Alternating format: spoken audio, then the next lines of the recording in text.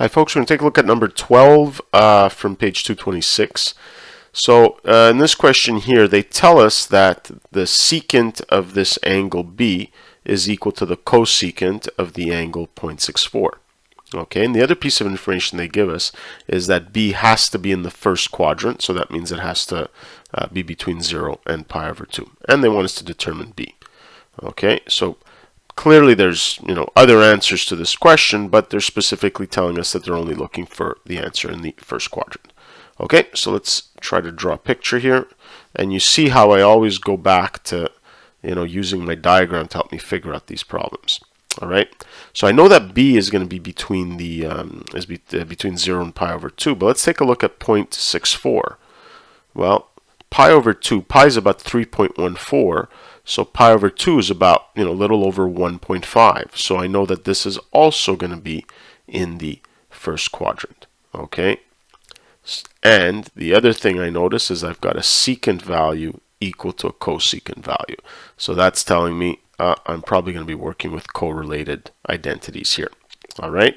So let's say I call this 0.64, and again, I'm just using my diagram as a guide. Notice I'm not making much effort to be particularly accurate here, because I'm just using it as a guide. So if this is one of my angles here, and I know that B is also in the first quadrant, and this secant value is equal to the cosecant value, well, it means I'm going to be working with the correlated angle, okay, in the first quadrant.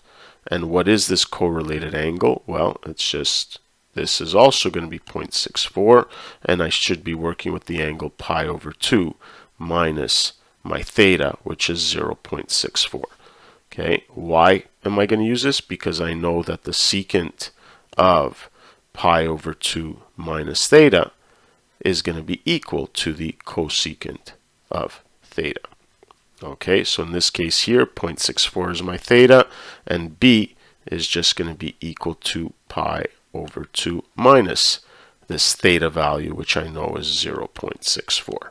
All right, and so there's an approximation for my B value, but they do want it to 2 decimal places, so let's get our calculator and get this to 2 decimal places. All right, so we've got pi over 2.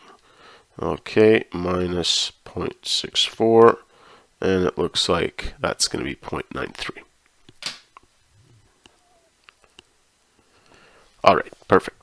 So let's just do a quick recap here. What is it that you should be noticing in these questions? Again, I see a secant value equal to a cosecant value. I should be thinking correlated angles.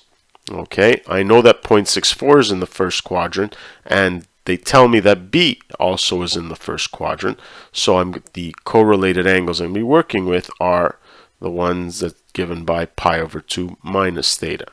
Okay, and I know that these two things will be equal in the first quadrant with pi over 2 minus theta, and so I know that this B value had to be equal to pi over 2 minus my theta value, which was 0.64. Okay, that's it for this one.